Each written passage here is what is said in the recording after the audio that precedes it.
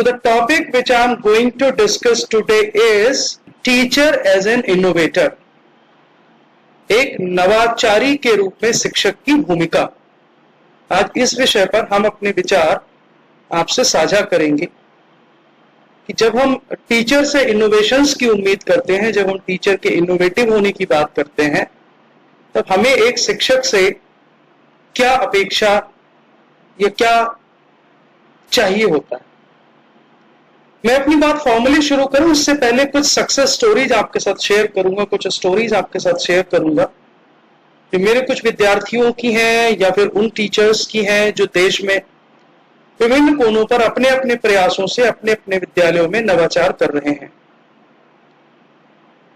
ये पिक्चर एक नवाचारी शिक्षक ने मुझे भेजी कि वो कैसे अपनी कक्षा में अपने सेल्फ मेड प्रोजेक्टर का इस्तेमाल करके बच्चों के शरीर के अंगों की क्रियाविधि समझाने के लिए उसको बच्चों की बॉडी पर प्रोजेक्ट करता है। इस शिक्षक का नाम प्रदीप कुमार है और ये उत्तर प्रदेश के शाहजहांपुर जिले में पढ़ाते हैं।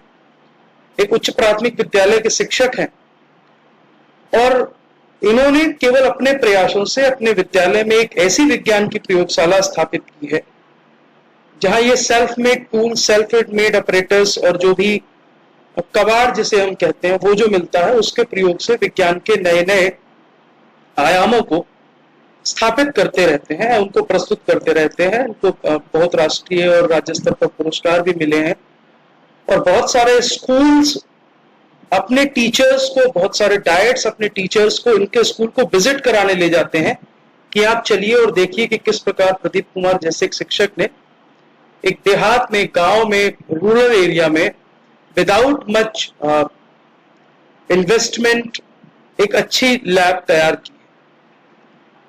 ऐसी ही एक और कहानी स्कूल बैंक की है। स्कूल बैंक फिर एक नवाचारी प्रयोग है जो फिर उत्तर प्रदेश में बरेली जिले में एक प्राथमिक शिक्षक सौरभ शुक्ला हैं, वो इस प्रयोग को कर रहे हैं और ये प्रयोग इतना सफल और इतना पॉपुलर हुआ है कि आज देश के 4 राज्यों के लगभग 70-80 विद्यालय इस प्रयोग को दोहरा रहे हैं। इनको राष्ट्रीय स्तर पर भी इसके लिए पुरस्कार मिले हैं और ये सौरभ ने अपने इस प्रयोग में विद्यालय में आवश्यकता जिन चीजों की होती है, पेंसिल है, रबर है, पेन है, कटर है, स्केल है, इन सब की एक छोटी सी बैंक स्थापित की है और उस बैंक का संचालन इनके विद्यालय के विद्यार्थी करते हैं और वे ही इस बैंक का संचालन करते हैं। अच्छा नवाचारी प्रयोग है, तो ये भी एक अच्छा उदाहरण है। ऐसा ही एक और उदाहरण, ये एक और इन्होंने प्रयोग किया है कि एक कार्टून के माध्यम से इस पैंडेमिक पीरियड में अपने बच्चों की पढ़ाई लिखाई जारी रखने का ये प्रयास करते हैं। मैं कार्टून प्ले कर रहा हूं, आप उसको देखिए और फिर हम इस पर चर्चा करेंगे। गुड मॉर्निंग क्लास, कैसे हो आप सब? मैंने कल गणित में पहाड़े याद करने को दिए थे, तो आप में से सबसे पहले कौन सुनाने आएगा? सर मैं सुनाऊंगा। अच्छा ठीक है, चलो यहाँ आ जाओ। हाँ तो बेटा, क्या नाम है तुम्हारा? नमस्ते सर, मेरा नाम समीर है। बेटा ऐसे नहीं करते, सीधे खड़े होकर जवाब देते हैं। ओके सॉरी सर, मैं आगे से ध्यान रखूंगा। शाबाश बेटा। अच्छा चलो ये बताओ, तुम्हें पहाड़े कहाँ तक याद है?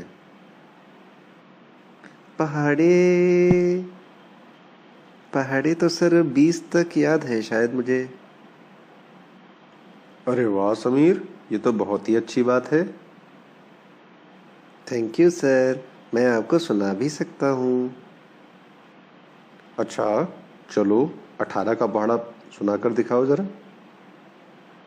18 एकम 18, 18 दूनी 36, 18 तिया 54, 18 चौक 72, 18 पंजे 90, 18 छंगा 108, 18 सत्ते 126, 18 अट्ठे 144, 18 निम्मा 162, 18 दहाम 180। अरे वाह समीर, तुमने तो बहुत ही अच्छा सुनाया। अब 19 का भी सुना के दिखाओ जरा। 19 एकम 19, 19 दूनी 38, 19 तिया 57, 19 चौक 76, 19 पचे 95, 19 छक्का 114, 19 सत्ते 133, 19 अट्ठे 152, 19 निम्मा 171, 19 दहम 190। अरे वाह समीर, तुमने तो 20 तक के पहाड़े पक्के पक्के याद कर लिए। मैं चाहता हूँ कि तुम इसे कॉपी पर भी लिखकर दिखाओ। दिखाओगे? हाँ सर, मैं आपको इसे कॉपी पर भी लिख के दिखाऊंगा और आपसे चेक भी करा लूंगा। शाबाश समीर, अब तुम जाकर अपनी सीट पर बैठ जाओ। Thank you sir. प्यारे बच्चों, आपने देखा समीर ने 19 का और 18 का पहाड़ा कितने अच्छे से सुनाया। पहले समीर को भी ये पहाड़े याद नहीं थे, लेकिन उसने रोज एक पहाड़ा याद किया और 20 तक के पहाड़े अच्छे से याद कर कर सुना दिए। एक बार सभी बच्चे समीर के लिए जोर से तालियां बजाइए।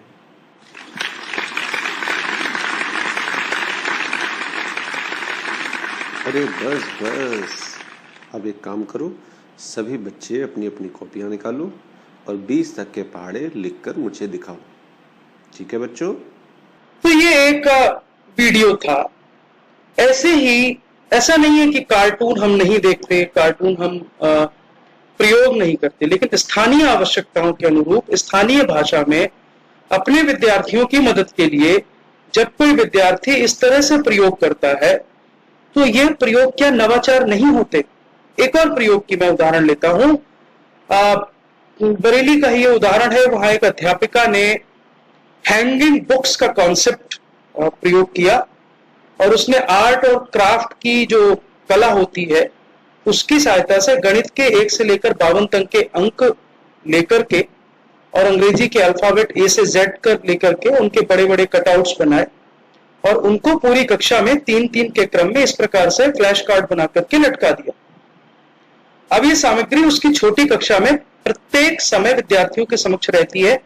विद्यार्थियों की नजर आते जाते हिंदी के अक्षरों, अंग्रेजी के अक्षरों और गिनतियों पर पड़ती है और बच्चे प्रतिदिन उनको देख देख कर भी उसको आत्मसात करते रहते हैं। तो चाहे प्रदीप हो, सौरभ हो, सुमन हो या कोई और, ये सब आप में से ही निकले लोग हैं। ये सब आपके जैसे ही बीएड के विद्यार्थी रहे हैं। ये सब आपकी तरह ही अपने अपने विद्यालयों में शिक्षण कर रहे हैं। मेरे पास बहुत सारी कहानियां हैं, लेकिन सारी कहानियां यहां लेना ठीक नहीं है। आप इन कहानियों को जरा ध्यान से देखिए और फिर ये सोचिए कि नवाचार क्या होता है। आज हम इसी पर चर्चा करेंगे। तो what do mean by innovation, या नवाचार होता क्या है? अगर नवाचार के शाब्दिक अर्थों की हम बात करें, इनोवेशन शब्द लैटिन भाषा के शब्द नोवस से उत्पन्न हुआ, जिसका अर्थ है नया, नोवॉइस, जिसमें कुछ नयापन हो, नोवेल्टी, रेनोवेशंस, या हम किसी में कुछ नया सुधार कर सकें। डिक्शनरी ऑफ एजुकेशन इनोवेशन को डिफाइन करती है as promotion of new ideas and practices. So when we promote some new ideas, when we promote some new practices, we are basically doing innovation. तो इसको हम लोग innovation कहते हैं। Innovation की एक डेफिनेशन निक स्किलकॉन की है, जो कहते हैं turning an idea into solution that adds value from a customers perspective. Customer यहां हम अपने विद्यार्थियों को दे सकते हैं, ले सकते हैं। तो अपने विद्यार्थियों को ध्यान में रखते हुए यदि हम किसी विचार को किसी समाधान में बदल दें जिससे हमारे विद्यार्थियों को कुछ नया मूल्य मिले, कुछ नई अच्छी चीज मिले, तो उसे हम इनोवेशन कह सकते हैं। ऐसे ही पॉल स्लोएन की डेफिनेशन है that creativity is thinking something new and innovation is implementation of something new. There are two terms, creativity and innovation, and Paul Sloan very effectively differentiated these two terms, that when a person is thinking to do something new, that is creativity, but when you make that new thing and implement it, that is called innovation. Very good Sheetal Deshpande, she is also sharing that she is also using this hanging technique in her classroom. I have already told you, many teachers are doing across the country. So innovation is not something which you cannot do or any other cannot do. हम जब innovation की बात करते हैं तो innovation हमें अपनी कक्षा, अपने विद्यार्थी, अपने विद्यालय, अपनी भाषा, अपनी स्थानीय परंपरा, अपनी स्थानीय सुविधाएं, अपने पास उपलब्ध संसाधन, इन सबको ध्यान में रखकर जब हम अपने विद्यार्थियों के लिए कुछ वैल्यू एडिशन करते हैं तो वास्तव में हमारे लिए वो इनोवेशन होती है। और जब हम टीचर एज एन इनोवेटर की बात करते हैं तो इसकी पहली शर्त है कि टीचर एक इनोवेटर तब हो सकता है जब उसे फ्रीडम टू इनोवेट हो, अर्थात आपको कुछ नया करने की स्वतंत्रता हो। यदि आपको आपके विद्यालय में कुछ नया करने की स्वतंत्रता नहीं है, कुछ नया सोचने की स्वतंत्रता नहीं है, कोई नया प्रयोग करने की स्वतंत्रता नहीं है, तो फिर इसे हम इनोवेशन नहीं कह सकते। दूसरा, एक टीचर कब इनोवेटर हो सकता है जब वो कम्युनिकेशन के, एक दूसरे के साथ संप्रेषण की उचित विधियों का निर्माण करे, उचित विधियों की खोज करे, तब वो इनोवेटर हो सकता है। Then design activities as per need and capacity of learners. एक अच्छा टीचर, एक इनोवेटर कब हो सकता है जब वो अपने विद्यार्थियों, अपने शिक्षार्थियों की आवश्यकता और क्षमता दोनों को ध्यान में रखकर कुछ क्रियाकलाप बनाए। आप बहुत नई चीजें बना सकते हैं, लेकिन यदि आपकी बनाई हुई वस्तु आपके विद्यार्थियों के काम नहीं आ रही तो फिर आपका इनोवेशन आपके लिए है, आपके विद्यार्थियों के लिए नहीं है। इसी प्रकार एक अच्छा टीचर जो एक इनोवेटर होता है वो समाज के प्रति, समुदाय के प्रति अपनी चिंताओं की, अपने कंसर्न्स की केयर करता है। तो एक अच्छा टीचर जो एक अच्छा इनोवेटर है उसे फ्रीडम होनी चाहिए इनोवेशन की, वो कम्युनिकेशन के अप्रोप्रिएट मेथड्स डिवाइस कर सके, इसकी स्वतंत्रता उसको होनी चाहिए, वो विद्यार्थियों की आवश्यकता और क्षमता के अनुरूप क्रियाकलापों की संरचना कर सके, डिजाइन कर सके, और समुदाय की जो चिंताएं हैं उनको भी ध्यान में रख करके यदि वो आगे बढ़ता है तो वो टीचर एक इनोवेटिव टीचर हम कह सकते हैं। इनोवेशन क्या हो सकता है? ये प्रश्न बहुत लंबे समय से अनुत्तरित तो नहीं कहूंगा, बहुत लंबे समय से इसकी चर्चा होती है कि हम इनोवेशन को में किस किस चीज को समाहित करते हैं। और ये चर्चा आज से नहीं हो रही है, कई दशकों से हो रही है। मुझे याद है 1977 में मैंने किताबों में पढ़ा है कि 1977 में national council for educational research and training NCERT में एक वर्कशॉप हुई और उस वर्कशॉप में इनोवेशन में क्या क्या आ सकता है इस पर चर्चा की गई। ये सभी मैंने वहीं से लिए हैं, उस वर्कशॉप की रिपोर्ट से। और उन्होंने कहा कि तंत्र या परिवेश में कुछ नया जो हो वो इनोवेशन है। जो ऑलरेडी एग्जिस्ट करता है, जो अभी उपलब्ध है, जो आप प्रयोग कर रहे हैं, यदि उससे कुछ बेहतर बना सके, उसमें कुछ सुधार कर सके, तो वो इनोवेशन है। इनोवेशन एक डेलिबरेट और प्लान्ड एफर्ट है। इनोवेशन अपने आप नहीं होते, अकस्मात नहीं होते। इनोवेशंस के लिए आपको प्रयास करने पड़ते हैं, आपको नियोजन करना पड़ता है, योजना बनानी पड़ती है, और उसके बाद आप इनोवेशंस करते हैं। इनोवेशन को, जैसे मैंने पहले भी कहा, should be contextual to the local system and conditions. जो स्थानीय तंत्र है और स्थानीय आवश्यकताएं हैं उनके साथ आपके इनोवेशन का स्थानीयकरण होना चाहिए। यदि उनका स्थानीयकरण नहीं हो रहा है, यदि वे आपके विद्यार्थियों की भाषा में, उनके अपेक्षाओं के अनुरूप जो उदाहरण उनके चारों तरफ उपलब्ध हैं परिवेश में, उन उदाहरणों को लेकर आप इनोवेशन नहीं कर रहे हैं, तो आप इनोवेशन शायद कर लेंगे, बट वो आपके विद्यार्थियों के काम, परंतु वह आपके विद्यार्थियों के काम नहीं आएगा। Innovations should be instrumental for bringing change in behavior. आप इनोवेशन कर किसके लिए रहे हैं? अपने विद्यार्थियों के लिए। तो यदि आपके इनोवेशन आपके विद्यार्थियों के व्यवहार में कोई परिवर्तन ला सकते हैं, यदि वे उनके व्यवहार में परिवर्तन लाने का एक अच्छा उपकरण है, तो हम कहेंगे कि वो इनोवेशन है। And innovation should be conducive for making unfamiliar to familiar. बच्चे जो नहीं जानते उसको बच्चे जान लें, जो उनके लिए अनफैमिलियर है उसको आप फैमिलियर बना दें। यदि ऐसा कोई कंड्यूसिव एनवायरनमेंट आपके इनोवेशन से क्रिएट हो सकता है तो वो इनोवेशन है। इनोवेशन की प्रकृति सकारात्मक होनी चाहिए। एक अच्छा इनोवेशन वही माना जाता है जो प्रकृति में सकारात्मक हो, लोगों के जीवन में, बच्चों के जीवन में, आपकी शिक्षा प्रणाली में सुधार लाए, सकारात्मकता लाए, तब वह इनोवेशन होता है। तो मैं बात कर रहा था कि इनोवेशन सकारात्मक होना चाहिए और इनोवेशन ऐसा होना चाहिए जो आपके तंत्र में, आपकी परिस्थिति में, आपकी व्यवस्था में सुधार ला सके, तो उसे हम इनोवेशन कहते हैं। इनोवेशन कितने प्रकार के होते हैं, इसके बाद यह प्रश्न उठता है, what are the types of innovation. तो 4 प्रकार के इनोवेशंस की बात की गई है। आप जरा जो उदाहरण मैंने आपको शुरुआत में दिए उनको ध्यान में रखिएगा और कोशिश करिएगा कि उन उदाहरणों को हम कहां प्लेस कर सकते हैं। Product innovation, process innovation, paradigm innovation and positioning innovation. Innovation के 4 प्रकारों की बात की जाती है। आइए संक्षेप में हम जानने का प्रयास करते हैं कि इन 4 प्रकार के इनोवेशन से हमारा क्या तात्पर्य है और हम किसको प्रोडक्ट इनोवेशन कहते हैं, किसको प्रोसेस इनोवेशन कहते हैं, किसको पैराडाइम इनोवेशन कहते हैं और किसको पोजीशनिंग इनोवेशन कहते हैं। प्रोडक्ट इनोवेशन, जैसा कि नाम से ही स्पष्ट है कि ऐसा इनोवेशन जो एक उत्पाद हो, डेवलपमेंट ऑफ न्यू प्रोडक्ट, किसी नई चीज का निर्माण या किसी पुराने मॉडल को किसी नए मॉडल से रिप्लेस कर देना। यदि हम ऐसा कुछ करते हैं, कोई नया प्रोडक्ट बनाते हैं जो पहले से नहीं था, या कोई पुराना मॉडल किसी चीज का, जैसे कार के मॉडल बदलते हैं, 88 में एक कार आई, 92 में फिर इंप्रूव हुई, 2000 में फिर इंप्रूव हुई, 2002 में इंप्रूव हुई। कई बार वो कार पूरी तरह से मॉडल ही नहीं बदलता बल्कि उस पुराने मॉडल को वापस लेके एक नया मॉडल दे दिया जाता है। So that is called product innovation.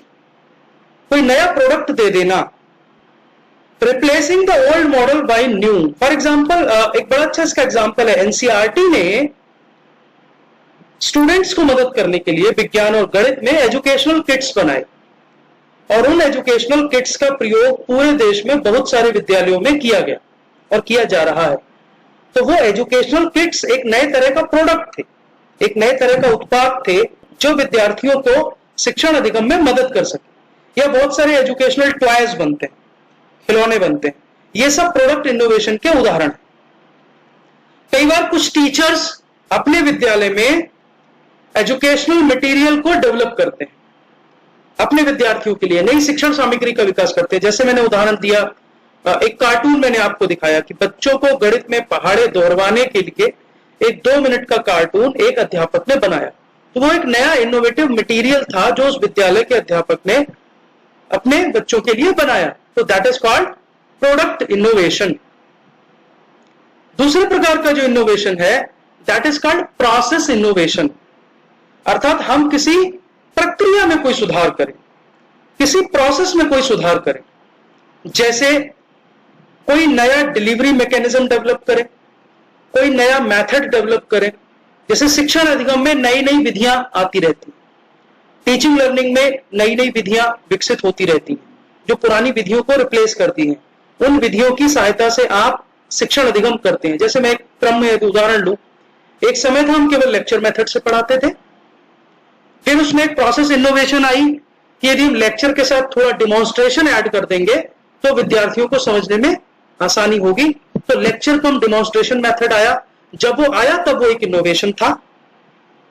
फिर उसके बाद लेबोरेटरी मेथड आया, जब वो आया तब वो एक इनोवेशन था। आज हम आईसीटी के इंटीग्रेशन की बात करते हैं टीचिंग लर्निंग में, जब हमने वो इंटीग्रेशन ट्रेडिशनल में शुरू किया तो वो एक इनोवेशन था। तो किसी भी टेक्निक, किसी भी इक्विपमेंट, किसी सॉफ्टवेयर में अगर हम कोई सिग्निफिकेंट चेंज लेकर आते हैं जिससे वो प्रक्रिया बदल जाए, जिस प्रक्रिया में उस तकनीक, उस उपकरण या उस सॉफ्टवेयर का हम प्रयोग कर रहे हैं, तो उसको हम प्रोसेस इनोवेशन कहते हैं। जैसे माइक्रो टीचिंग इंट्रोड्यूस हुई थी तो वो एक प्रोसेस इनोवेशन था, क्योंकि उससे टीचिंग लर्निंग की प्रोसेस बदली, मॉडल्स ऑफ टीचिंग आए, टीचिंग लर्निंग बदली, प्रोग्राम इंस्ट्रक्शन पैकेजेस बीच में डेवलप हुए। अब ये बहुत सारे पॉपुलर एग्जांपल्स हैं, आप अपने आसपास भी देख सकते हैं। मैं चाहता हूं कि आप भी थोड़ा सा अध्ययन करें और इसमें इस लिस्ट में और ऐड करें कि आपके हिसाब से और इसमें क्या प्रोसेस इनोवेशंस हो सकती हैं। ये जैसे अभी वेब 2 टूल्स हैं, बहुत सारे टूल्स हैं, हम वेब कॉन्फ्रेंसिंग यूज कर रहे हैं, हम फेसबुक लाइव यूज कर रहे हैं, तमाम चीजें यूज कर रहे हैं। कल को हम ये सारी चीजें अगर अपने क्लासरूम में ऐड कर दें, कल को अगर ये सारी चीजें हम अपने क्लासरूम ट्रांजैक्शन के साथ इंटीग्रेट कर दें, तो यह भी एक प्रोसेस इनोवेशन ही कहलाएगा। नेक्स्ट इनोवेशन है पैराडाइम इनोवेशन। नेक्स्ट प्रोसेस है पैराडाइम इनोवेशन। पैराडाइम इनोवेशन का मतलब कि जब पूरी परिस्थिति में आमूलचूल परिवर्तन हो जाए, जब कोई सोचने की प्रक्रिया में, थिंकिंग प्रोसेस में एक मेजर शिफ्ट हो जाए। जैसे 2005 से पहले इस देश की कक्षाओं में जो शिक्षण अधिगम होता था, जो टीचिंग लर्निंग प्रोसेस थी, वो बिहेवियरिज्म पर बेस्ड थी। हम सारे प्रिंसिपल्स को, टीचिंग मेथोडोलॉजी को बिहेवियरिस्ट अप्रोच के हिसाब से बनाते थे। हम लेसन प्लानिंग बिहेवियरिज्म के हिसाब से करते थे। हम क्लासरूम में इंटरेक्शन बिहेवियरिज्म को ध्यान में रखकर करते थे। सडनली 2005 में देश में नेशनल करिकुलम फ्रेमवर्क आया और उसने कहा कि नहीं, behaviourism should be move towards constructivism. हमें व्यवहारवाद से रचनावाद की ओर जाना चाहिए। उसी के हिसाब से हमारी टेक्स्ट बुक्स बदल गई, हमारे टीचिंग मेथड्स बदल गए, हमारे लेसन प्लानिंग के तरीके बदल गए, हमारे इवैल्यूएशन और असेसमेंट के तरीके बदल गए। तो कुल मिलाकर पूरे शिक्षण अधिगम प्रक्रिया में एक बड़ा आमूलचूल परिवर्तन हुआ। तो जब ऐसा कोई आमूलचूल परिवर्तन होता है तो वह पैराडाइम इनोवेशन की श्रेणी में आता है। जैसे मैंने अभी उदाहरण दिया, नेशनल करिकुलम फ्रेमवर्क 2005 के इंप्लीमेंटेशन के बाद पैराडाइम शिफ्ट आया। या 2009 में आपको याद है continuous comprehensive evaluation CCE launch किया गया। तो असेसमेंट सिस्टम में दैट वाज पैराडाइम शिफ्ट कि हम ट्रेडिशनल एग्जामिनेशन सिस्टम से सीसीई की तरफ चले गए। फिर हमने सीसीई को समाप्त कर दिया, that again a paradigm shift. अभी ओपन बुक एग्जामिनेशन सिस्टम पर डिबेट हो रहा है कि let us move towards open book examination system. So if we implemented, it is a paradigm innovation, right. 10th class के बच्चों को, आपको याद है, एक समय में बोर्ड एग्जाम ऑप्शनल किए गए थे, वो एक पैराडाइम इनोवेशन था। अभी सीबीसीएस हायर एजुकेशन में लागू हुआ choice based credit system, it is a paradigm innovation. Online examination is a paradigm innovation. तो जब चली आ रही प्रक्रिया में कोई पूर्ण रूपेण बड़ा परिवर्तन हो, जब वो बड़ा परिवर्तन होता है, तो ऐसे परिवर्तन को हम पैराडाइम इनोवेशन का नाम देते हैं। Positioning innovation. पोजीशनिंग इनोवेशन का मतलब है कि हम किसी प्रोडक्ट को बनाए किसी और पर्पस के लिए, लेकिन उसको इस्तेमाल किसी और पर्पस के लिए कर लें। जैसे हो सकता है कोई चीज एजुकेशन के लिए ना बनी हो, लेकिन एजुकेशन के लोगों ने जब उसका प्रयोग देखा तो उस प्रयोग को वो एजुकेशन के क्षेत्र में करना शुरू कर दें। तो ऐसा इनोवेशन पोजीशनिंग इनोवेशन कहलाता है। अर्थात एक उद्देश्य के लिए बना कोई प्रोडक्ट, कोई प्रोसेस जब किसी दूसरे उद्देश्य के लिए प्रयोग होने लगे तो उसे हम पोजीशनिंग इनोवेशन का नाम देते हैं। जैसे मैं एक एग्जांपल आज के समय से लेता हूं कि कोविड-19 से पहले जूम या और जो इस तरह के कॉन्फ्रेंसिंग टूल्स थे वो सब अवेलेबल थे, लेकिन वो ऑफिस मीटिंग्स के लिए, कारपोरेट मीटिंग्स के लिए यूज हो रहे थे। लेकिन जैसे ही कोविड-19 पैंडेमिक पीरियड आया, हमने कॉन्फ्रेंसिंग टूल को फेस टू फेस क्लासरूम के साथ सिमुलेट करना शुरू किया और सिंक्रोनस क्लासरूम टीचिंग लर्निंग में जूम या उसके जैसे और भी बहुत सारे एप्लीकेशंस इस्तेमाल होने शुरू हो गए। तो ये एजुकेशन के लिए बने नहीं थे, बने किसके लिए थे? ऑफिशियल मीटिंग्स के लिए, कुछ और तरह की गैदरिंग्स के लिए, but we started using in education. So this is called positioning innovation. Innovation कहीं और हुआ, यूज हम कहीं और करने लगे। मैं एक और उदाहरण देता हूं। आप लोगों ने बिटकॉइन का नाम सुना है। Bitcoin is a crypto currency, a virtual currency. और बिटकॉइन करेंसी जिस टेक्निकल मॉडल पर, टेक्निकल बैकग्राउंड पर चलती है, उसको हम लोग ब्लॉकचेन कहते हैं, ब्लॉकचेन टेक्नोलॉजी। ब्लॉकचेन टेक्नोलॉजी बनी थी बिटकॉइन को मैनेज करने के लिए, लेकिन एजुकेशन के लोगों ने देखा कि ब्लॉकचेन से हम सर्टिफिकेशन, बैजेज और बहुत सारी जगह इस्तेमाल कर सकते हैं। तो आज दुनिया की बहुत सारी यूनिवर्सिटीज ब्लॉकचेन का इस्तेमाल एजुकेशनल सिस्टम में करने लगी। तो ब्लॉकचेन बना तो था बिटकॉइन मैनेज करने के लिए, मैनेज करने लगा higher education, right? So it is again an example of positioning innovation. तो हमने अभी तक प्रोडक्ट इनोवेशन की बात की, प्रोसेस इनोवेशन की बात की, पोजीशनिंग इनोवेशन की बात की, और इससे पहले हमने एक और पैराडाइम इनोवेशन की बात की थी। इनोवेशन कितने भी तरह से हो, इनोवेशन के 4 आयाम बताए गए हैं। There are 4 dimensions of innovation. The first dimension is the extent to the newness, कि जो भी इनोवेशन है उसमें नवीनता का स्तर क्या है, up to what extent that innovation is novel और new. Either we change the fundamental redesign, कि आधारभूत तरीके से ही हमने किसी चीज को बिल्कुल नया बना दिया है, दैट इज वन एक्सटेंट, या कोई चीज ऑलरेडी अवेलेबल थी, उसमें हमने कुछ जोड़कर उसमें इंक्रीमेंटल इंप्रूवमेंट किया है, कुछ उसमें सुधारात्मक चीजें जोड़ दी हैं। So the first dimension of the innovation is extend of newness, जिसके 2 डायमेंशन है, आइदर फंडामेंटली रीडिजाइन, हम पूरी तरह से उसको दोबारा नया बना दें, या उसमें कुछ नया जोड़कर उसी को आगे बढ़ा दें। दोनों चीजें इनोवेशन के अंदर आती हैं। The second dimension is has the new ever been done before, कि हम जो नया कर रहे हैं क्या वो कहीं और पहले हो चुका है। तो जहां हो चुका है वहां के लिए इनोवेशन भले ना हो, जहां नहीं हुआ वहां के लिए इनोवेशन होगा। मैं उदाहरण लेता हूं फिर से, जो मैंने सौरभ का आपको दिखाया था कार्टून। तो कार्टून का इस्तेमाल ऐसा नहीं है कि पहली बार हो रहा है, कार्टून तो एजुकेशन पर इस्तेमाल हो रहे हैं, एजुकेशनल टूल है, तो वो जहां इस्तेमाल हो रहे हैं वहां नया नहीं होगा। लेकिन उत्तर प्रदेश के ग्रामीण क्षेत्र की प्राथमिक शालाओं में यदि कोई अध्यापक इसका प्रयोग कर रहा है तो वहां के लिए वो एक इनोवेशन, वहां के लिए वो एक नवाचार। तो नवाचार या तो निर्मित होता है, नव निर्मित होता है, इन्वेंशन होती है, आपने कोई चीज इन्वेंट की है, या कोई चीज ऑलरेडी एक जगह इन्वेंटेड है, आप उसको दूसरी जगह रेप्लिकेट करते हैं। रेप्लिकेट करने का मतलब उसको दोहराते हैं। या जैसे मैं एक और उदाहरण फिर से लेता हूं, जो स्कूल बैंक का प्रयोग है। जब सौरभ ने स्कूल बैंक का कॉन्सेप्ट शुरू किया तो वो उसका इन्वेंशन था, लेकिन सौरभ के इन्वेंशन को जब देश के अन्य राज्यों के अन्य विद्यालयों ने अपने विद्यालयों में प्रयोग करना शुरू किया तो वो उसके इन्वेंशन का रेप्लिकेशन था। तो इनोवेशन में दोनों चीजें होती हैं, इन्वेंशन भी होता है और रेप्लिकेशन भी इसमें आता है। Then there are 4 dimensions of innovation में जो तीसरा डायमेंशन है वो है is the school itself new. Actually ये डायमेंशन ये कहता है कि कुछ इनोवेशंस ऐसे होते हैं जो ऑलरेडी एग्जिस्टिंग स्कूल्स में होते हैं, लेकिन यदि स्कूल पहली बार इनोवेशन कर रहा है, पहली बार इनोवेशन की तरफ जा रहा है, तो या तो स्कूल अपने सिस्टम में कुछ नया क्रिएट करता है, कुछ निर्मित करता है, या फिर कुछ ऑलरेडी क्रिएटेड है उसको अडॉप्ट करता है।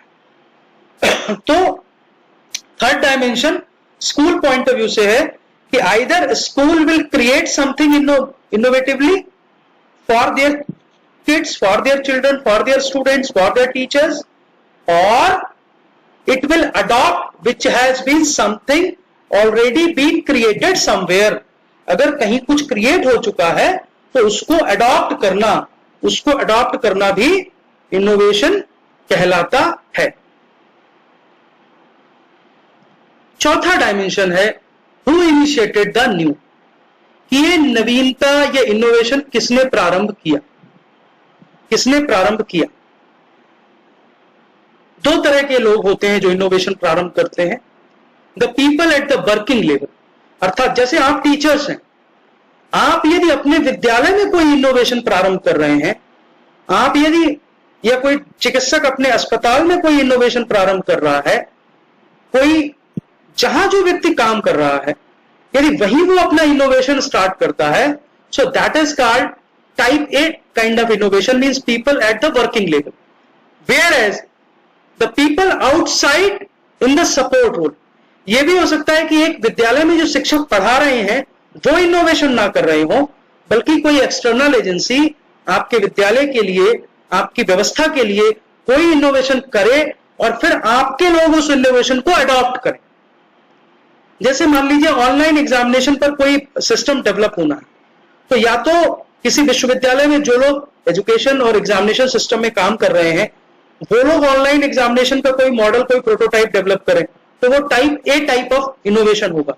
लेकिन अगर कोई एक्सटर्नल एजेंसी किसी विश्वविद्यालय की आवश्यकताओं को ध्यान में रखते हुए उसके लिए एक ऑनलाइन एग्जामिनेशन का पोर्टल या मैकेनिज्म डेवलप करती है और फिर उस विश्वविद्यालय के लोग या उस विद्यालय के लोग, उस व्यवस्था के लोग उसको अंगीकार करते हैं, उसको स्वीकार करते हैं, उसको अडॉप्ट करते हैं, तो दैट इज टाइप 2। तो who initiate this? That is either people at working level or people in the outside support roles. Then comes the process of innovation.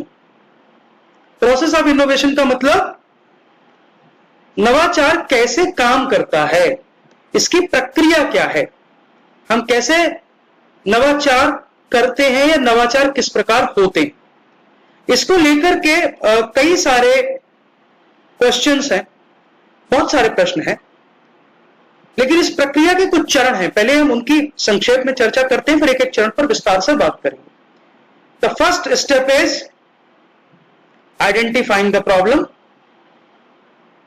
The second step is to find out the causes, planning strategies and approaches for the solution, then trying out और experimentation, then evaluating the experiment, then feedback and assessment of the achievement and limitations, then planning or formatting the modified approach, then adopting the modified approach, then retry out, and then adopting the modified approach in a system.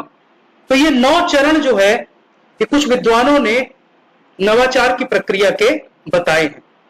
समस्या को पहचानना, उस समस्या के कारणों को ढूंढना और उसके लिए उपयुक्त समाधान की योजना बनाना, जो समाधानों की योजना बनाई है उस पर एक्सपेरिमेंट करना, उस एक्सपेरिमेंट के परिणामों का मूल्यांकन करना, उसका असेसमेंट करना और यह देखना कि इससे हमें क्या लाभ होगी और इसकी क्या सीमाएं हैं। उसके बाद उस पर फिर कोई अगर मॉडिफाई करना है तो उसकी नियोजन करना, मॉडिफिकेशन करना, मॉडिफिकेशन को पुनः प्रयास करना, उनको अडॉप्ट करके फिर रीट्राई आउट करना और रीट्राई आउट करने के बाद जो आउटकम आएगा उसको पूरा सिस्टम जब एक्सेप्ट कर लेता है, that is called innovation. Let us talk about one by one. The first step in the process of innovation is identifying the problem.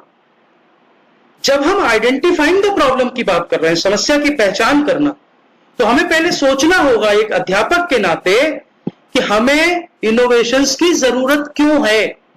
Why do we need innovation in our classroom?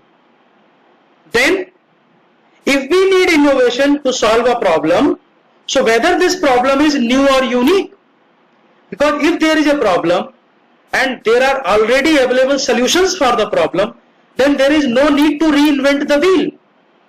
यदि एक समस्या है जिसके समाधान कहीं ना कहीं उपलब्ध हैं, तो फिर हमें उस समस्या के समाधान के लिए फिर से प्रयास करने की जरूरत नहीं है। यदि वह समाधान हमारी समस्या को हमारे अनुरूप, हमारी परिस्थिति में ठीक से समाधान दे पाते हैं, then there is no need. But if the problem is new and unique, you have to identify the problem. Then जैसे मैंने कहा, is there no solution available? क्या कोई समाधान वहां उपलब्ध है या नहीं? जो समाधान उपलब्ध है, क्या वे समाधान हमारी समस्या को सुलझाने में सक्षम नहीं है? Are they not able to resolve our problems?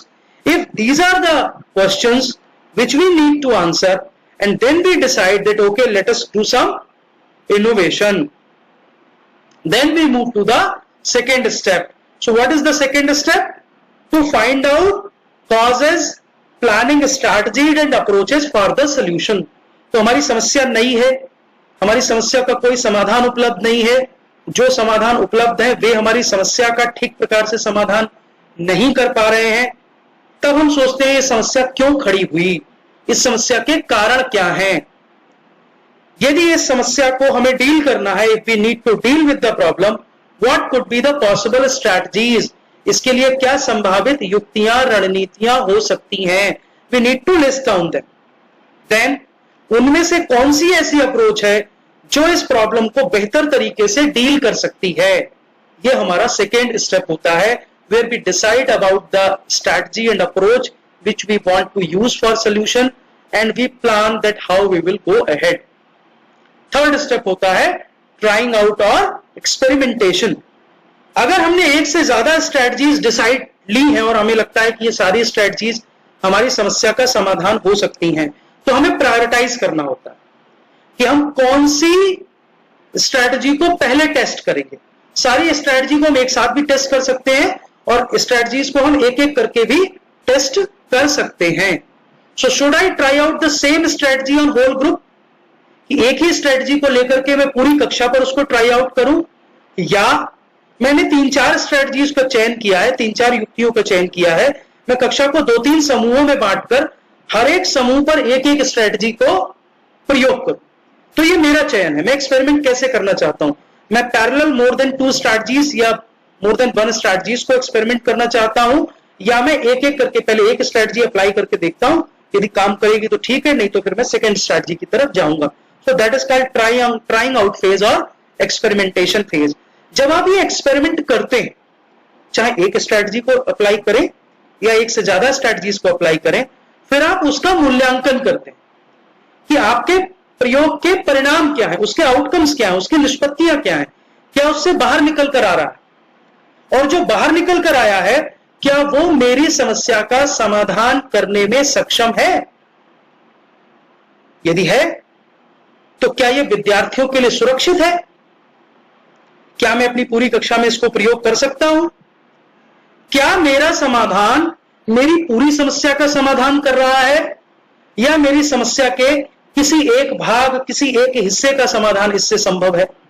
तो मुझे इसकी भी चिंता करनी होती है कि मैं जब अपने एक्सपेरिमेंट के आउटकम्स को इवैल्यूएट कर रहा हूं, तो मुझे अपनी कक्षा को ध्यान में रखना है, अपने उद्देश्यों को ध्यान में रखना है, और फिर यह देखना है कि क्या इसमें कोई समस्या तो नहीं आ रही, और यदि आ रही है तो फिर हमें जो फीडबैक मिलता है उसमें हम ये देखने की कोशिश करते हैं कि क्या हमारा समाधान सभी पर लागू होने योग्य है, नहीं।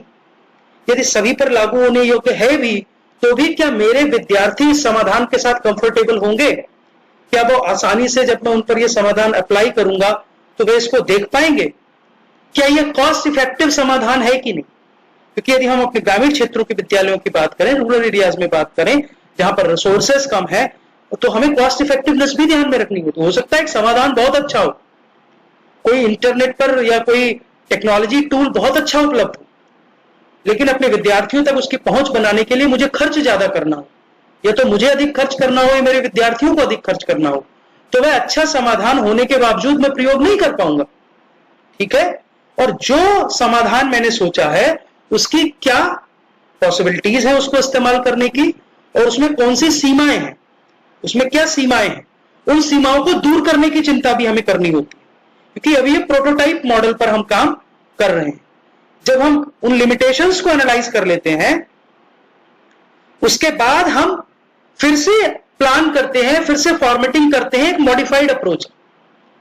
तब हम देखते हैं कि हमने जो एक्सपेरिमेंट किया था, क्या उसमें कोई मॉडिफिकेशन की जरूरत है, क्या हमें अपने सोल्यूशन को कस्टमाइज करने की जरूरत है, keeping in mind our learners differences, मेरे विद्यार्थियों के जो भिन्नताएं हैं उनको ध्यान में रखते हुए क्या मुझे अपने सोल्यूशन को कस्टमाइज करने की जरूरत है, अर्थात विद्यार्थी के अनुसार उसमें बदलाव लाने की जरूरत है, या मेरा समाधान सभी विद्यार्थियों पर एक साथ लागू हो जाएगा।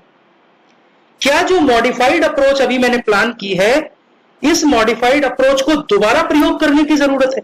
कई बार हो सकता है प्रयोग करने की जरूरत हो, कई बार प्रयोग करने की जरूरत ना हो। तो ये प्रश्न है जो इस चरण में आप स्वयं से पूछते हैं एज एन इनोवेटर।